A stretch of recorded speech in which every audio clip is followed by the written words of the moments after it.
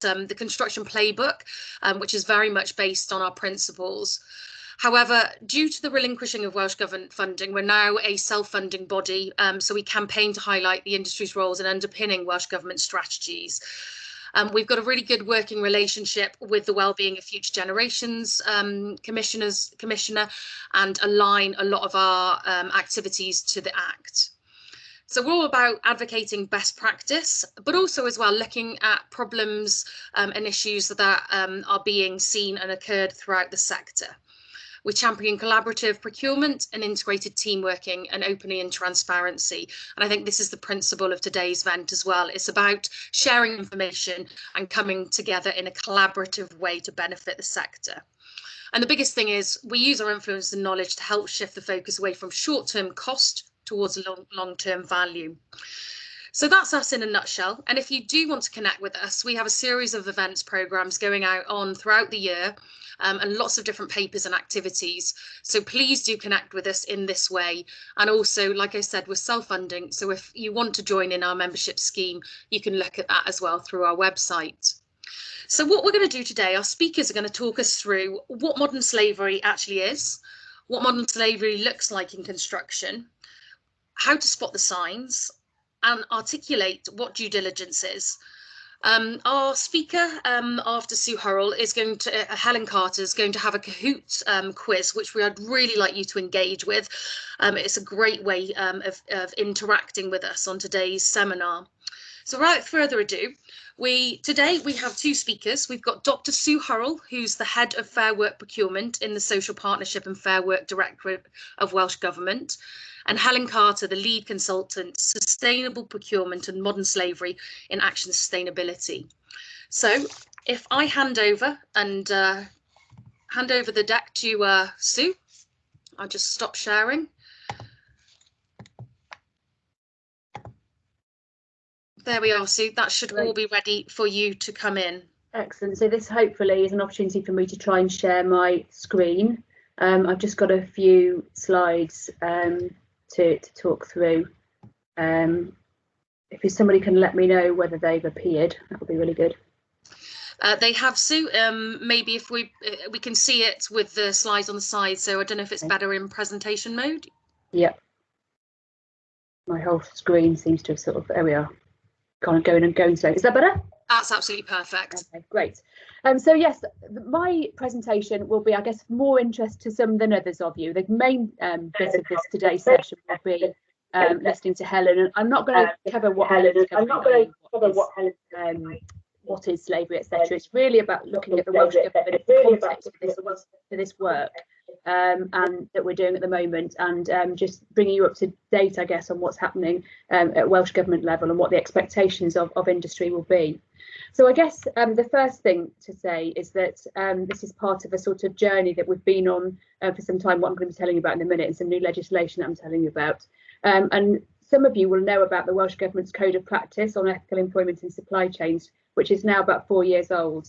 The code covers, it has 12 commitments, but it covers a spectrum of practices, not just thinking about modern slavery, but recognising that employment practices are on a spectrum from good practice and not just about paying real living wage, but also well-being and all the important things we think about in terms of a good employer. But also there's a spectrum of practice through sort of unethical, unlawful practices through to downright exploitation and slavery. And all too often instances of that do appear in our supply chains in construction. And that's what Helen's going to be talking to us about today. But the Code of Practice is really about a journey of improvement, signing up to several commitments that enable organisations to sort of make some progress on ensuring they're doing all they can to tackle slavery in their supply chains.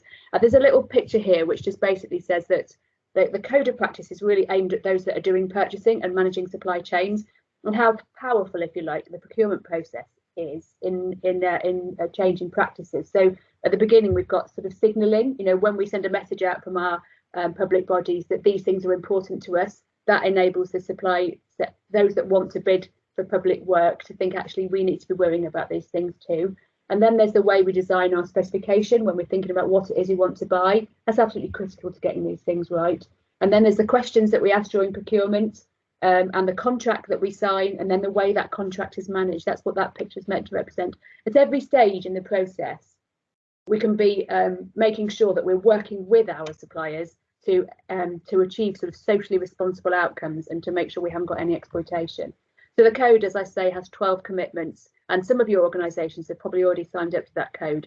We haven't done a great job, to be quite honest, in Welsh Government in really putting resources into following up and pursuing this code and developing it and bringing more organisations on board.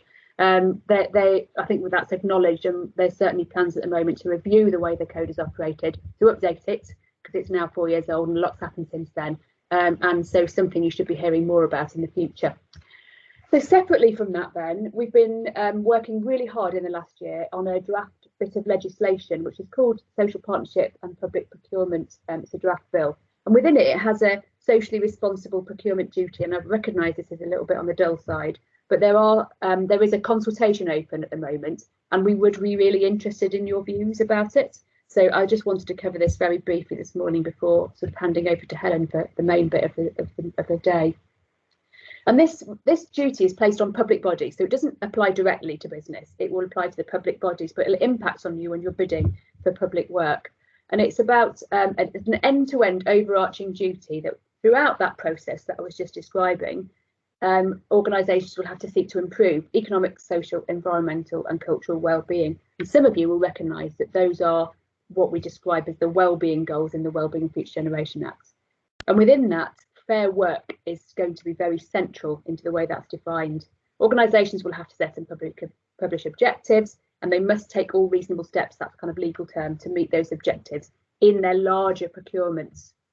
So again, I think just as a similar sort of illustration, this is kind of what you learn at procurement school, if you go to procurement school, about a cycle of procurement. The current legislation that applies in the public sector is really focused around the bit between advertising and awarding a contract. And that's where a lot of the effort goes in the public sector. And it can be sometimes that's a bit divorced from the process of either designing what it is you want in the first place and then managing your contracts and delivering outcomes. So what we're doing with this bit of legislation is seeking to place some duties on public bodies around those other areas, start to really improve the link, if you like, through duties and legislation on the way that contracts are managed. And also how do we define what our priorities are for our procurement? Is it just about getting more for less, or is it about delivering some important socially responsible outcomes both for now and for the future in line with the Wellbeing Act? So that's kind of where this is framed, if you like, this new bit of draft legislation. When I talked about a minute ago, prescribed procurements, which is a legal term in the bill, what we actually are focusing on is construction, which is why I was keen to talk to you all today.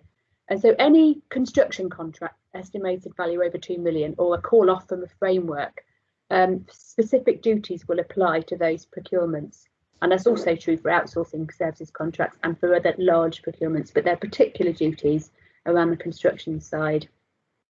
So for the major construction contracts, the Welsh Government will be developing what's called social public works clauses, the model clauses, which will have to be applied in all contracts and included in subcontracts, and the public body will have to confirm that they have a process in place to ensure they're implemented. So that's actually quite a demanding duty on public bodies to really set some objectives or some clauses within the contract that it must see the outcomes delivered. And actually, the duty on public bodies is to notify Welsh Government if that isn't happening. And if those are not included, there's an internal sort of process which would be gone through, which could end up in ministers directing that public body to include those clauses, or it could end up in a written report. As I say, this is draft legislation at the moment, so there is opportunity to influence this, to think about, whether it's deliverable, what could be done to support it, whether it goes too far, whether it doesn't go far enough. You may have all sorts of different views on that, and I would really encourage you to have a look. So what will be in those contract clauses? For their works clauses, these will be the categories, and it will be about prompt payment throughout supply chains. It will be about making employment opportunities available, the sorts of things that we already see in our community benefits that many of you will probably know about, have come across in dealing with the public sector. There will be some clauses around compliance with employment regulations, So checking that everybody employed in the supply chain is employed legally and fairly throughout the supply chain, down to the lower tiers as well. Making sure that training is available, opportunities for small businesses as part of those supply chains, and then there will be some clauses around particular aspects of environmental management. And the plan will be to have a relatively small number of really key clauses here that can be passed through supply chains, that we can put a process in place for making sure they're delivered. So as well as that, the legislation provides powers for Welsh ministers to actually investigate public procurement, to take a look at one particular organisation or an issue across several organisations, but also to develop a feedback service which will allow those who feel that things aren't being done the way they should be, either through a procurement or the way something's being managed, to raise those issues and have them looked at in a kind of non-legal environment. And the main focus on all of this is about transparency. So the outcomes of these reports being made public, being published. So then I've rattled through quickly because I want to leave a bit of time for any questions if you've got them. And I also recognise this is a little bit on the dull side. What Helen's got to say will be of more practical interest to you. But this is all part of an ambition within the Welsh Government to make Wales a fair work nation. It's part of a broader plan. And we now have a team, a directorate that's focused on that. But tackling slavery is central to that agenda. There's no point talking about fair work if we can't actually be confident that we haven't got unethical and illegal employment practices taking place. But it's part of that really important agenda. As I said before, the Code of Practice, which includes commitments around looking at supply chains and tackling slavery, that's being reviewed and it will be updated and linked into what we're doing on this draft bill as well. And this draft legislation is really key to it as well. This procurement duty covering the whole of the procurement cycle, not just the bit that's regulated at the moment, putting procurement within a strategic context of delivering well-being, focusing on measuring and delivering outcomes, and then some sort of top-down, review and bottom-up sort of issues raised and dealt with mechanisms for compliance. And starting to sort of really increase the focus on supply chain management, particularly in works and other contracts in relation to outsourcing, which I haven't talked about today. But also, I guess the main thing is just there being more transparency, more information published, good practice across the public sector and through supply chains, but also some transparency around where more needs to be done to really focus attention on achieving socially responsible outcomes. So I think that's all I had to say, and I've rattled through ever so quickly, and I'm going to try and unshare my screen now. For some reason that's not coming up. That's great. Thank you. I just wonder if there's any direct questions to Sue at the moment. We're going to have an open Q&A session after both presenters, but just an opportunity to ask any direct questions. If you can raise a hand or put something in the comment box, I'll give you a little bit of time to do that, and then we'll move on to Helen Carter. Doesn't look like anything so far. I should probably say that I need to sort of somehow send you make sure you all have a link to where you can find this draft legislation. Is it easy if I just send an email and that gets circulated?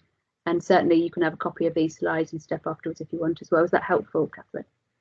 That'd be amazing. What we'll do is the session is being recorded, so we can send that to everybody that's attending. And also, if you send us that document, we'll make sure all the attendees get that. That'll be fantastic. Thanks. Thank you. Thanks very much. So if we go over to Helen.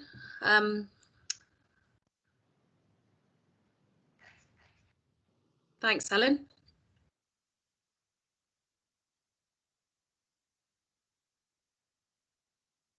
Sorry, just need to unmute myself in truly professional vein. Hi, everybody. My name is Helen Carter. So I'm going to just take a little bit of your time while you're munching on your lunch to introduce you to the concept of modern slavery and what it currently is. Just a little bit about me. My name's Helen Carter. I work for Action Sustainability. I have done for 13 years. I'm a procurement professional by trade. Have been ever since I left university a very long time ago. Used to work for Carillion, moving swiftly on. So fairly familiar with the way construction works, particularly in infrastructure.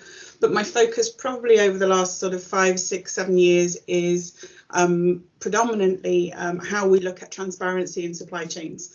And really driving more into things like modern slavery, human rights and labour standards. So what I'm going to go through with you now is the concept of modern slavery, what it currently is, what the current landscape looks like, and then give you a few soft pointers around how to spot the signs, and from an organisational perspective, what good due diligence looks like. It is a whistle-stop tour, so I will give you as much info as I can, but like Sue, I will make sure slides and links are all available for you at the end of all this. So just to make it a bit interesting for you, hopefully you've all had time to download your Kahoot app. If you have, please get to your phone now. If you haven't, you can go to www.kahoot.it. When you go into the app, it will ask you for excuse me, a PIN number. So if you put in the number 236361 and write your name down, thank you, Martin. And I will make a start when I've got around about sort of 10-15 of you, because I appreciate that not everybody will be able to get in. And what we're going to do is test your current knowledge, test what you think you know. Brilliantly, you're all hot on it. It's all that lunch you're eating while you're doing it.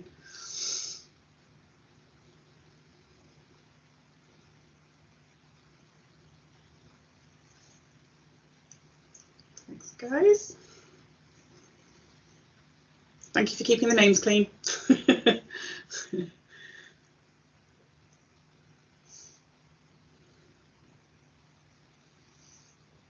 If I go for usually about 50% of you, I think we've got about 30 on the call.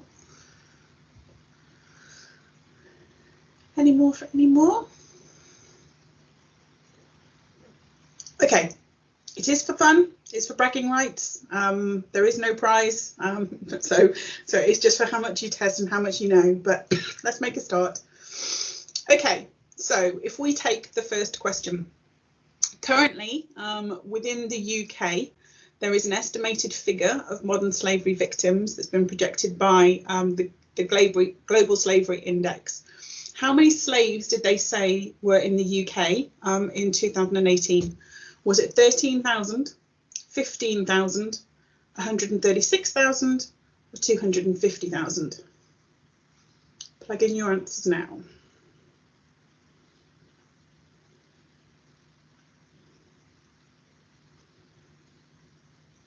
Yay. Okay, I've got a seasoned bunch. Okay, so in terms of global victims, there are currently predicted around about 40.3 million victims of modern slavery across the globe. That is, in absolute terms, more people in slavery and exploitation than in the whole history of us being able to capture the numbers. Percentage wise, it is not as high as history. That's just generally because we have more people on the planet. But it's still a significant number in terms of how we're doing it. When the Modern Slavery Act came into play in 2015, it was estimated that we thought there may be around about 13,000 victims in the UK. That was readjusted in 2018 to 136,000, and that's probably for a couple of reasons. Number one, although it's hidden, awareness is increasing, which means we're starting to see more reports, more victims coming in. So there's something called the National Referral Mechanism, which picks up all the potential victims and supports them, and we're seeing around about 10,000 a year going through that at the moment. It's a consistent number. Unfortunately, if there are any parents on the call, however, there's been a significant increase in what we call county lines. So there's been a big increase in the UK of children being used by drug gangs to transport drugs across various county lines, and that is categorised under the exploitation and slavery. So we'll see an increase in the UK number, UK residents, and a lot of that is driven by children. Okay, let's see how we're doing. Well done, Steph. Well done, Gareth. Quite tight at the moment. Okay, question 2. So from that 40.3 number of slaves, what percentage is attributed to what we call forced labour? So how many is it? Is it 68%? Is it 10%? Or is it 22%?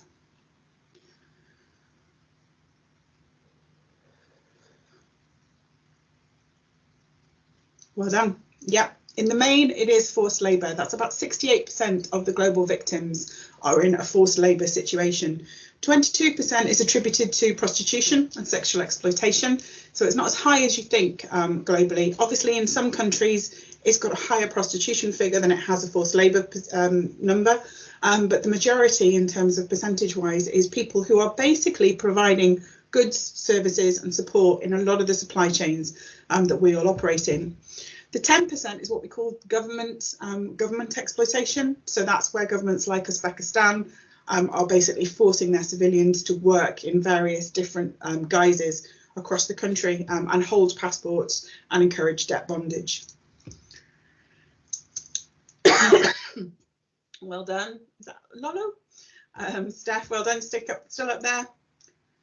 Okay, question number 3. So construction is a focus. What percentage of that 68% of the forced labour victims are linked to the construction industry? 20%, 15%, 18% or 2%?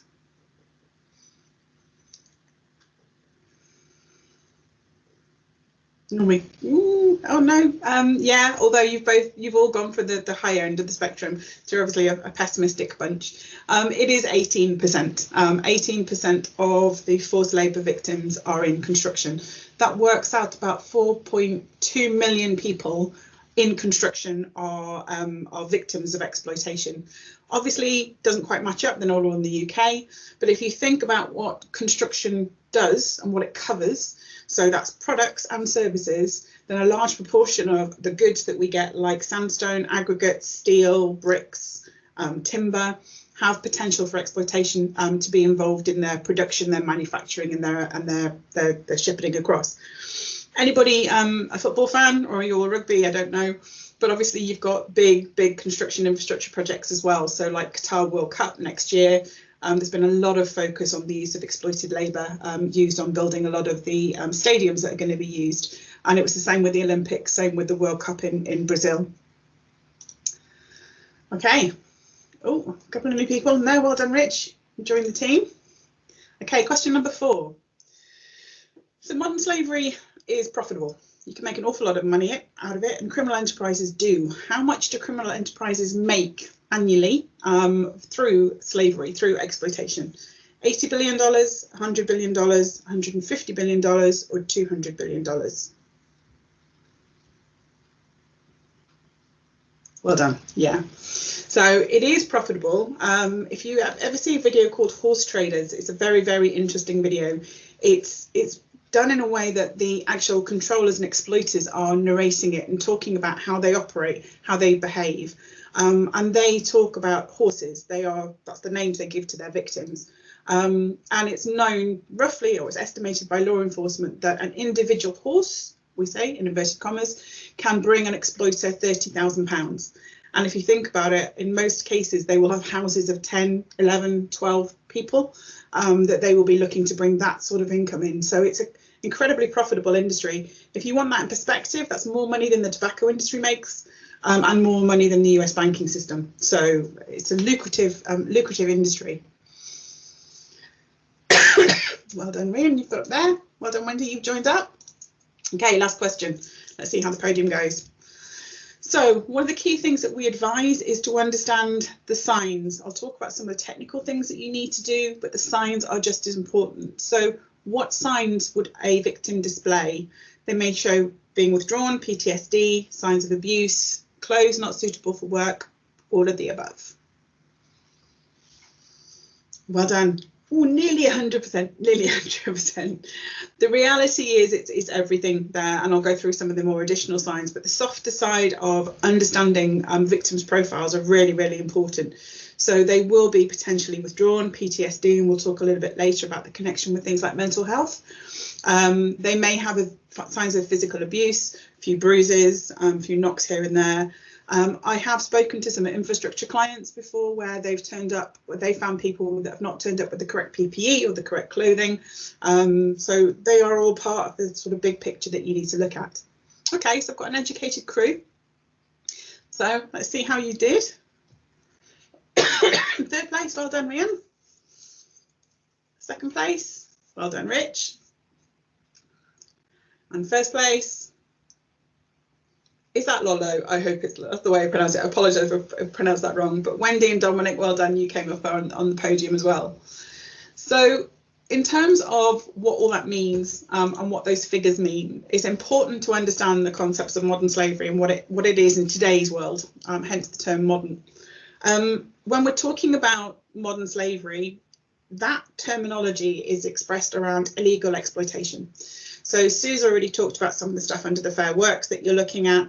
Modern slavery is not necessarily all exploitation. We have something called exploitation spectrums in construction, where actually you may look at tiers 3s, 4s, where people are not being paid minimum wage or they're being charged hidden fees for certain PPE provision or payroll services. Modern slavery is about taking those aspects, but there's a very important distinction, and that is about being trapped. So individuals who are victims of modern slavery are trapped. They have no choice. They have nowhere to go. Now, the methods at which victims are trapped could be debt bondage. It could be threat of violence to themselves or threat of violence to their families. Whatever the mechanism is that the controller needs to control that individual, the person will feel like they have no choice. They cannot leave. They cannot move away. So that's the distinction between somebody who's in a bad exploitation position as opposed to somebody who is classified as a slave. They may also have been trafficked into the various countries that they're operating in. Under the Modern Slavery Act, there's about 9 different definitions of modern slavery. I mean, there's ones that we probably need to think about ourselves. There's forced marriage. That doesn't really affect businesses, but affects individuals. There's an increase of people being trafficked into the UK to sell organs in organ harvesting and the black market. But from an organisational perspective, there are things that you probably need to be more aware of that might affect your businesses and how you operate. Forced labour is obviously the given. It is people who are working under that sort of debt bondage or coercion. But when you speak to law enforcement, they also talk about the fact that other activities will go hand in hand. So usually somebody who's in a forced labour position may actually undertake some sort of criminal activity. So they could also be involved in theft, in fraud. And that's actually another mechanism that controllers use to ensure that they stay in their power, that they don't move, they don't go anywhere else. So when you speak to the police and when they're doing sites, it's very rare that they just find somebody exploited. They'll usually find them exploited with maybe some hints of theft or fraud associated with it. Domestic servitude is probably one of the biggest areas of exploitation in the UK. People being trafficked into the UK to provide cleaning services. Obviously think about your FM and your cleaning and catering services as well.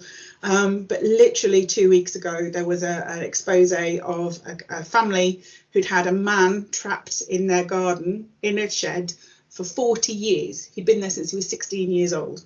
And he'd basically been kept there, fed occasionally, but used, clean, cater, do maintenance, and basically managed by these individuals. Unfortunately, that's not the first time I've heard of something that horrendous in the UK since the Act came in. So domestic servitude is something we need to be aware of, but also linked to cleaning and catering services. Sexual exploitation, again, it's not something that businesses tend to think a lot about unless you may be working out on areas where there's lots of people living away from home in modular accommodation.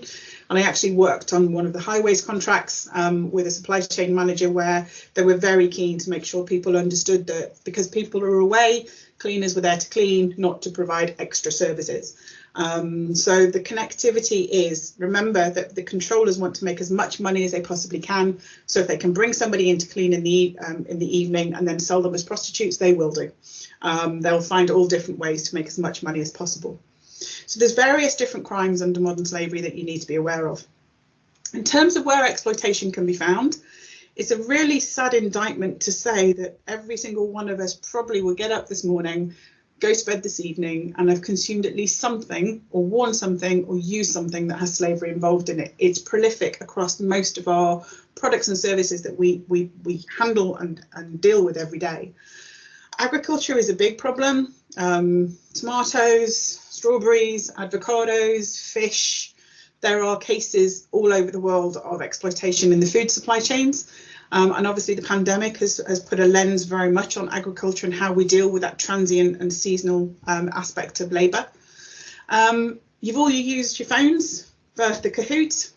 A lot of the smart tech, Apples, Samsungs, Dells, all use materials from something called the Democratic Republic of Congo, called conflict minerals, where it's a lot of minerals that are using the smart tech. The reason this is particularly difficult as well is that these mines are controlled by guerrillas, and they use the mines to fund guerrilla warfare, and they kidnap children from their families and use them in the mines and train them as child soldiers. And the Congo is probably one of the few places you can get most of the things needed to power a lot of the ICT that we use every day. There's something called blood bricks. Sounds very dramatic, but the reality is that in South Asia at the moment, there is a massive impact of climate change and global warming. Farmers are unable to actually grow crops, finding themselves in debt, and are finding themselves in debt to kiln owners who buy the debt they're in and then basically force them to work in kilns where the health and safety conditions are terrible, the hours they're working are awful, and they never pay the debt off. Is leading to massive issues with alcoholism, depression, suicide. And what's particularly difficult in some of these countries is that actually when the member of the family dies who owes the debt passes to their siblings or offspring, and they then become debt bondaged as well and end up having to work in those kilns. Now, I can feel a lot of people going, that's over there, it's terrible, but it's over there, what do we do? Well, the reality is that we've seen a 300% increase in bricks imported from South Asia when we actually started to see shortages ourselves. So we have to think about how we deal with a lot of these issues because we are a connected supply chain, whether we like it or not. I can see some of you are wearing PPE. Sweatshops we're probably all quite familiar with. If any of you gentlemen are wanting to get your next Boohoo dress, I advise not to use them. But they were probably ones that were promoted very much during the pandemic around the bad labour conditions that were going on in Leicester within the garment industry. PPE is another one. A lot of maybe your procurement teams or your supply chain clients might be wondering where you're getting your PPE from, because a lot of that is manufactured in China, and the conditions at which a lot of these people are providing them is pretty horrendous. Talked about domestic servitude. If any of you are rushing off to the nail bars when the lockdown lifts, possibly not, I can see somebody shaking their head, then nail bars and beauty salons are also another risk area. More likely if you're getting your car washed, the transient car washes that turn up on your sites on corners. If you're paying less than £5.20, law enforcement pretty much guarantee that you're having your car washed by exploited labour. So the car washes are probably the biggest area of report at the moment in the UK. And in fact, there was a raid in Milton Keynes about 3 years ago where they rescued victims of exploitation, confiscated guns, drugs, and £2 million of money that was being laundered. So it shows you that connectivity with the criminal aspect as well. And then it's a busy space. Construction is under the spotlight. If you look at the UK government's modern slavery statement, construction is right up there in terms of we need to look at this industry. As I said, I've worked in construction probably about 25 years. We've been very much, we do it ourselves and left alone, but we know that there's lots of very bad labour practices happening or have historically happened in this industry, although we are getting better. When construction was looked at, the perception was that it was the backhanding jobs, I'll come and tarmac your drive for you, that sort of black market economy that goes with construction, or the big projects like the Qatar Olympics, where they're in other countries, they're building massive infrastructures. But since I've been doing this particular area of focus over the last sort of 5-6 years, I can count 10, 20 instances where people have approached me and told me of things that have been happening on their construction sites or work within their organisations. And this is big tier ones, as well as small companies and clients. So it is happening in our industry, whether we like to admit it or not. The reason all of this has come about, excuse me, is obviously because of the focus has happened really because of the Modern Slavery Act. Now, the Modern Slavery Act, there is a perception that when you look at modern slavery and you look at the Act, everyone focuses on this £36 million. I have to do a statement. My turnover is £36 million. That's what I'm going to do. The reality is that the Modern Slavery Act applies to every organisation regardless of size. And the reason is because of this.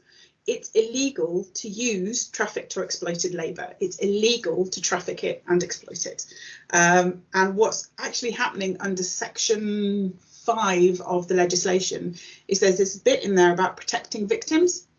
So if a victim is involved in criminal activity, they're immune from prosecution because they understand that actually that's a mechanism controllers are using to keep them in line. But the other part of that is the ability to claim compensation. So the first successful compensation claim and prosecution under the Modern Slavery Act was somebody called the Happy Chicken Farm. So all the chickens were happy, the eggs were organic, but unfortunately they were being collected and put into their little packs by 6 trafficked Latvian workers who were being exploited by the gangmaster at that point. And they successfully managed to claim £1 million in compensation. It went very quiet, and then about 6 months ago we started to see this small swell. So there was an article around the big tech companies being sued by families of children that had been taken into the mines and killed when there was all this smart tech being mined out and provided to the likes of Apple, Microsoft and Dell. In addition to that, about a month ago, all the big 10 chocolate producers, because there's only about 10 of them really, they're all connected, have been hit with a lawsuit over the use of child labour in the plantations. But one that's really come to hit us home is the Biffa case. Now, the biggest prosecution so far under the Modern Slavery Act happened in 2019, and it was called Operation Fort. This was 8 Romanian workers, or 8 Romanian gang members, sorry, who came over and trafficked over 400 Polish victims into the UK. And they found their way into manufacturing, unfortunately into Biffa, into farm and agriculture, wherever they could be placed. The reason it happened was because the recruitment company that was infiltrated, and I say the word infiltrated because they were, realised that they didn't have a Polish speaker and that they needed somebody to speak Polish. So they recruited this individual who unfortunately happened to be one of the gang of 8, and they were the only person in the organisation who could speak Polish. And because of that, they then controlled the trafficking in and the distribution out of all their victims over a 2-year period and managed to raise funds for themselves of around £2 million over that 2-year period. Unfortunately, 3 of the victims found their way into Biffa. And literally 3 weeks ago, Biffa were hit with a claim on behalf of the claimants, suing them for lack of due diligence that was not able to protect them in terms of identifying those victims going forward.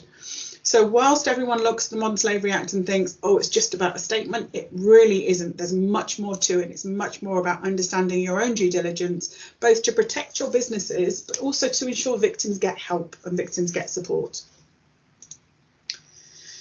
So that's why we're here, that's why we're talking, that's why I am literally constantly doing modern slavery training these days. It is not going away and we're finding out more and more about it. But how do we deal with this? How do we spot the signs? What do we need to look for? When you're working on a lot of your construction sites, you're probably already doing lots of checks around CSCS cards, around passport checks, around qualifications, around bank accounts, around telephone numbers. There are lots of ways you're capturing data and they are important, definitely. But one of the things you need to understand is that you're not dealing with dumb people. Criminal gangs are very clever and they understand how to infiltrate a business and how to find the weak links. So when the Act first came out, there was a lot of talk about check bank accounts. If you've got 2 or 3 people on your site that are turning up and they've all got the same bank account, you've got an increased risk of them being victims of exploitation. If you now speak to people like Justine Corral and the law enforcement about that, it doesn't happen quite so much anymore. They now realise that each individual person has to have a bank account. So actually, a lot of them have got 2 or 3 bank accounts because loans will be taken out, overdrafts will be taken out. So that technical check is no longer as trustworthy as it used to be 3 or 4 years ago. And there's lots they do around fraud with CSCS cards. There's a lot around documentation and qualifications. So you can do some of those checks, but unless you can understand a fraudulent document, you need to support the technical checks with what we call the softer side. So the softer side is about knowing the signs. And there is an absolute missed opportunity that if you're all working on a site, you are the eyes and ears of where these things happen. You know what's going on the sites that you work with. You know when there is a little bit of something that's not quite right, what we call the absence of normal. So if somebody turns up on site and they do look tired, well, okay, I can't really say just that one because we all look knackered these days, but tired, maybe a victim of physical abuse, a few black eyes, but then add on to that they don't look really like they've eaten in ages, or they look very untidy, unkempt, haven't got the right clothing, or come to site with the same clothing all the time, then actually what you're seeing is potential signs that you need to look at, soft signs that you're looking at. The other thing is you can look at things like documents, passports, possessions. Look at things like, are they all turning up to the same site with the same van, 3 or 4 of them getting out the back of it? Those sorts of things are also good sort of indicators to look at. They may show signs, like I said, of PTSD, and it's a good way to tie this into things like your mental health and well-being. So have you got first aiders, mental health first aiders who are looking for that signs of mental distress? Because don't forget, some of these victims potentially are being terrorised on a daily basis. So they will show signs of strain and stress. They won't want to talk. Or English may not be their first language, but don't fall into the trap thinking that every victim of exploitation is Romanian or Polish. We do see an increase in people in the UK, English, Welsh, as well as other nationalities. And avoiding eye contact, keeping your head down, subservient is another way, frightened and hesitant to talk. So when you're thinking about your site strategy on how to deal with this stuff, think about both the technical checks and the soft checks, because the two complement each other and give you a big picture of what you're looking for. If you do think that you found somebody, I think the human race is split into two. There'll be some that all want to just go and put their arm around them, take them home, give them a cup of tea and tell them it'll be all right. And there are those that are going, this is just too outside my comfort zone. I don't really know how to deal with this, and I'm concerned about all the criminality that tends to go with that. The reality is that both are not the best solution. What you should be doing is making sure that on your sites it's very clear who you are contacting if you think there are any suspicions. So things like 999, Modern Slavery Helpline, the Gangmasters Labour Abuse Authority, all these organisations are trained to help and support victims and get them the help they need. So making sure everywhere you're working, it's very clear who you ring when you have suspicions.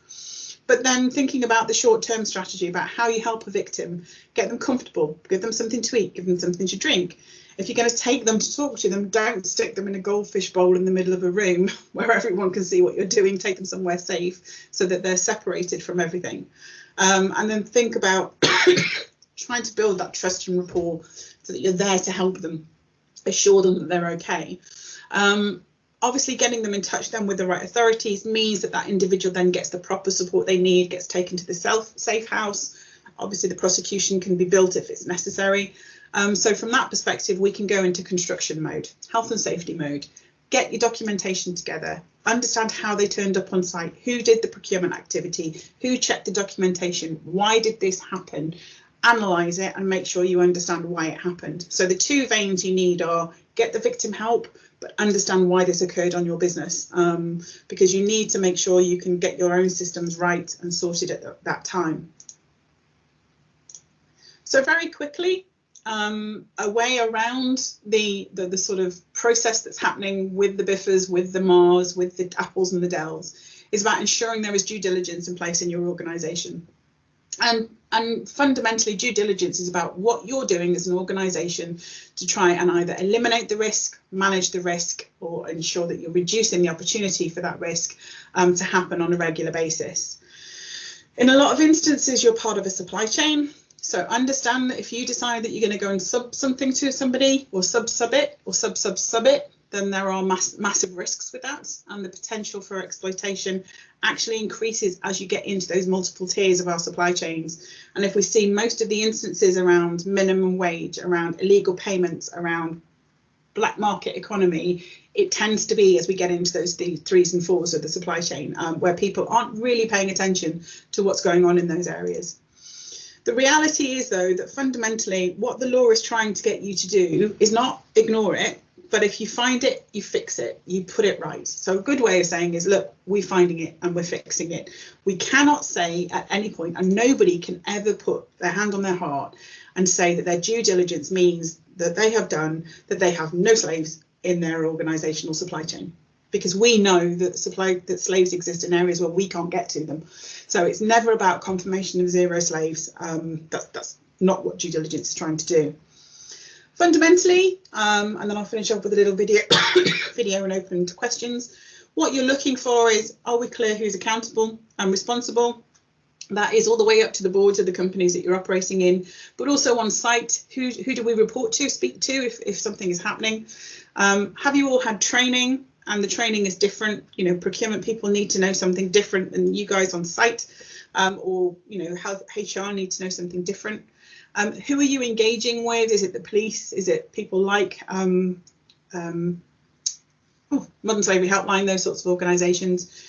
Who do we talk to? The grievance and remediation, and what do we do if we find a victim? Not just about getting them to their authorities, but actually, how do we make sure they stay safe? Do we take responsibility for that aspect? And there's different types of remediations.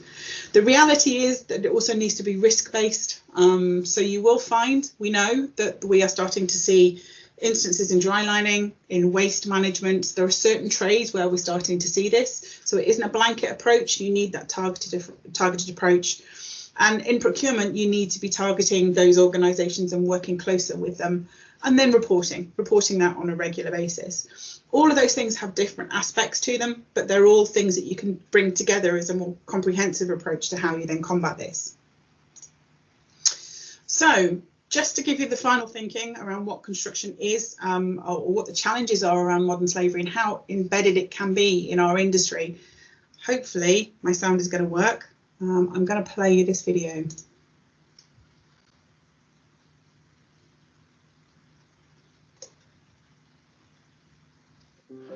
Think about your construction project. Countless people are working on it, and you're making important decisions, big and small. But if you drill down into the detail, modern slavery hides in the most unexpected places. A door hinge. This is Li Wei, and he makes small metal parts in a factory in China. He works 12 hours a day and hasn't been paid in 6 months. These stone sets. Sunita is 11 and works in a quarry in India. It's all she knows. She's part of a supply chain she can't even see. Your LED lighting system. Emmanuel was kidnapped and forced to mine rare metals in the Democratic Republic of the Congo. He'll never see his family again, but those rare metals are used in your LEDs. The workers on your site. Andre comes from Albania. Dave's from the UK. They are both victims of forced labor. They're cold and hungry. But they keep working because their controllers know where their wives and kids live. Modern slavery hurts people all over the world, and it can demolish company reputations. But you have the power to change things. Now you can see all the people in your project. Take a long, hard look at your supply chains. Are you delivering projects you can be proud of? Start today. Go to www.ethicalsourcing.co.uk to find out what you can do next. So that is literally trying to give you as much information I can in literally half an hour on modern slavery. You're not expected, no individual is expected to solve the world's problems or be able to say that they're there to stamp out slavery, but every individual has a role to play in being able to identify signs, understand and where they can make a difference, and just start to question some of the things that are going on in the businesses, the choices that you're making, giving a little bit more of a rounded approach to how you deal with these things on a regular basis. So thank you for your time. Thank you for paying attention and listening, and I hope you enjoyed your lunch while you were watching. Any questions? I'm going to pass over back to Catherine now, I suppose, and see if there's any questions, and I'll stop sharing my screen. Thanks, Helen. You know, I found that all really hugely insightful, and actually deeply quite concerning that modern slavery is really prevalent in the construction sector, but also as well the practical ways we can identify the signs, what to do to find and fix it through due diligence. So, you know, really, really great. And I'm very kind of inspired really by looking at our sector within this and throughout the supply chain. What I'd like to do is I'd really encourage some verbal questions here, and pop your hand up and I'll draw you in. If you can, that would be fantastic. You know, I haven't got any questions in the chat box per se. So is there anyone that can join in on a conversation to both Sue and Helen? Have I got any volunteers?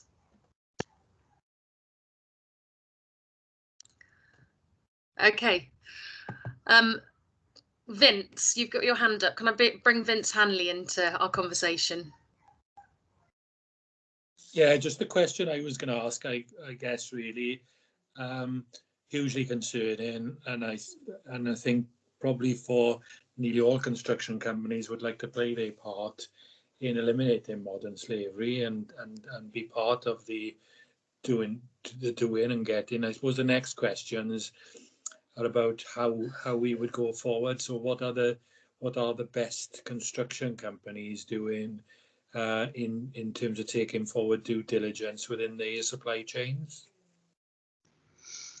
It's an interesting question, Vince. I think from my experience, because I work a lot through the school, I work in the Supply Chain Sustainability School, most organisations have now done a lot of awareness raising, a lot of engagement with a lot of their supply chains. I'd say where a lot of companies, the good companies now are, is starting to do that risk profiling, understanding where it is beyond just labour. So in most cases, construction companies, the prioritisation approach that they tend to look at is my recruitment first, am I doing what I need to do? The second bit is if I've got a lot of temporary labour, then we'll go and hit the labour companies and make sure we're using the right labour companies who are doing the right standards. Where we are now is some of the companies that I'm working with, both in the consultancy and the school, is about then getting into those high risk trades, getting into some of the subcontracting arrangements, getting into understanding those labour requirements. Now, to iterate Sue's point, at the moment it is very much at that sort of, what do I stick in my procurement? What do I stick in my contract? What do I stick in my pre-qualification? I am not yet seeing in construction lots of connectivity in the contract management phase and in that sort of site audits check that's happening. There's the odd company that are encouraging site conversations, site checks, that more integrated approach, but there's not many of them at the moment. So I think in terms of where construction is, you know, a minimum, most organisations should be starting to understand where their risks sit and what they should be doing in the procurement activity. There's a few now starting to get into that, right, how do I engage my supply chain? How do I upskill them? How do I manage what I need to do? That's just unfortunately indicative of construction. We tend to be a bit slow in that space. Thanks, Helen. Sue? Yes, I just recall a meeting that Helen and I were both at together just a few weeks ago when we asked that question, didn't we? So how do you drill right down into your supply chain and make sure the standards that you expect at the top end are actually delivered on the ground? And at that point, it was like everybody's camera and video went off and we kind of had to close the meeting because it was just, it was, and I think at that point it made me think, well, we're kind of onto something here. This is really where we need to focus. But secondly, it's not going to be easy because we haven't got a lot, and it's no criticism of anybody because it's very difficult. But I guess the pressure will be on if this comes into law in Wales. We will need to be able to think about particularly some of these really key factors to make sure that we can track them through our supply chains. So it's an opportunity for everybody here today really to think about how you can as organisations innovate in this area and find good ways of doing that, being part of that due diligence. And then feed them back in because we kind of need to work together to make this happen in Wales. Can I just add to that? I think one of the things, I mean, I've been training now, I mean, I do more than training, but I've been training organisations for sort of 5 or 6 years. And I have had so many people come up to me and talk to me about the knowledge they have on the sites that they're working with the supply chain on bad labour practices, on exploitation, maybe not modern slavery, but exploitation anyway. So what I very strongly encourage is that my perception at the moment is that lots more companies have much more of an open door to discuss these things where they're found, whereas I think historically maybe it was a little bit like, go away, leave me alone, I don't want to know.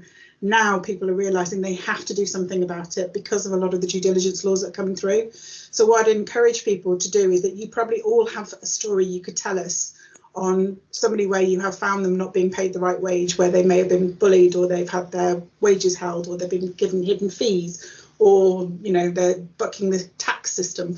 We know this stuff goes on. Now's the time where we've got to start understanding how we can address that in the supply chain.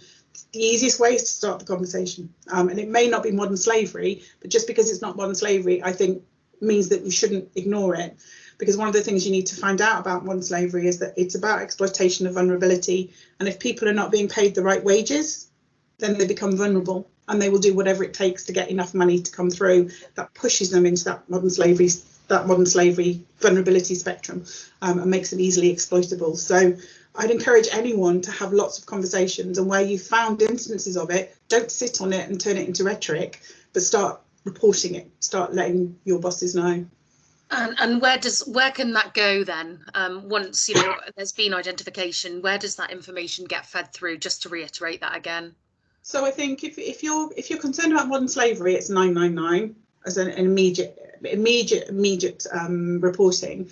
If you're concerned about sort of exploitation and you're not 100% sure, then I strongly advise something like the Modern Slavery Helpline, or the Gang Masters Labour Abuse Authority. Those two sets of organisations are geared exactly for this.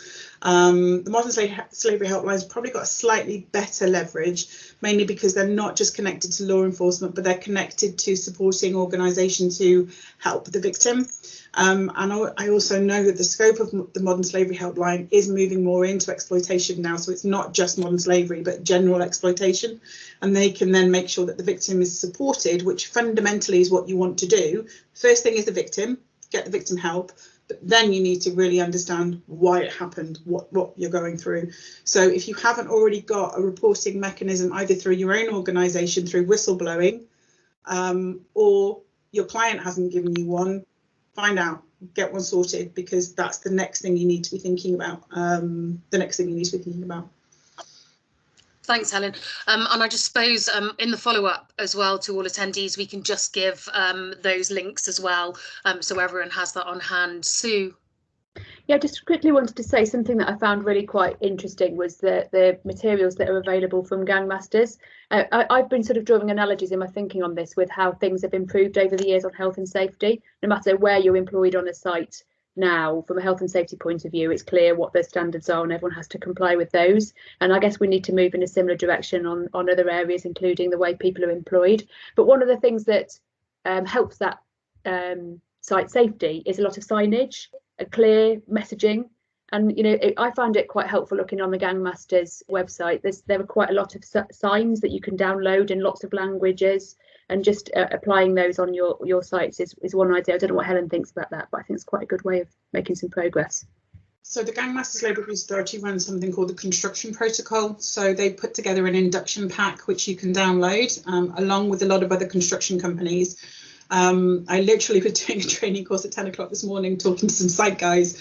Look at those posters, look at the multilingual, get your toolbox talks out. You use your toolbox talks for lots of things around health and safety. This is a conversation you should be having in your toolbox talks, discussing what the challenges are associated with that. And again, there's a wealth of material on things like the Gang Masters Labour Abuse Authority, the school, constructing excellence. There's a lot of it out there in terms of. But one of the other things to have a think about is educating people on their rights. So there's a new scheme that's currently coming out, a new qualification that allows individuals to understand their employment rights. I've been working in business for a really long time, and I can honestly say I probably don't even know my own employment rights. So actually, one of the things that the Gang Masters Labour Abuse Authority has done is a lot of good posterage to help you understand what you're entitled to, and then obviously what other people on your site are entitled to. And this qualification is going through colleges and apprenticeship schemes to help people understand basics like, how do you read a payslip? Should I be charged for PPE? Should I be charged? What are hidden fees? How does that all apply? Because again, lack of knowledge leads to exploitation. So if you can educate yourselves and your colleagues on knowing all of your own rights, and I'm not talking about unionisation, although that is a good way of going to, but it's about understanding what you're entitled to so that you are a little bit more leveraged in this space, less likely to be exploited. So I'll send loads of links around with the GLEA stuff, and obviously, yeah, we can put a suite together. Sorry. No, I think that'd be really helpful. We'll do that in the follow up to this event, just to share information and again, you know, share the recording of this just with the presentation that you've both given us. Is there any other final questions before we have to close the session? This is the final opportunity, really, so please do raise your hand. It doesn't look like there's too much forthcoming. I'll give it a minute or two. But yeah, I suppose if I'll wait for a hand to come. But in the meantime, really thank you so much, both of you. Thank you, Sue. Thank you, Helen. It's been hugely insightful. And like I said, you know, it is disconcerting that we're having these conversations and just looking at the practicalities of what modern slavery actually means. I think it's really opened my eyes as well, just to look at the various different stages throughout the supply chain. And, you know, just taking a step back and looking at all of those processes and people involved within that. So, you know, thank you very much. Like I said, Constructing Excellence Wales will follow up as well this event. And I encourage everyone, you know, to engage with us. We actually really do want to hear what is happening within the sector as well. So any of those anecdotal pieces of information, realistic, practical examples, you know, we really encourage you just to let us know, engage with us, and you know, really view it as a collaborative approach to looking at the issue of modern slavery. So I will leave you on that note. The sun has joined us, so I hope you enjoy a bit more of a sunny afternoon.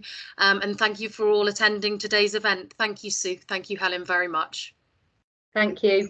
Thank you. Bye. Thank you.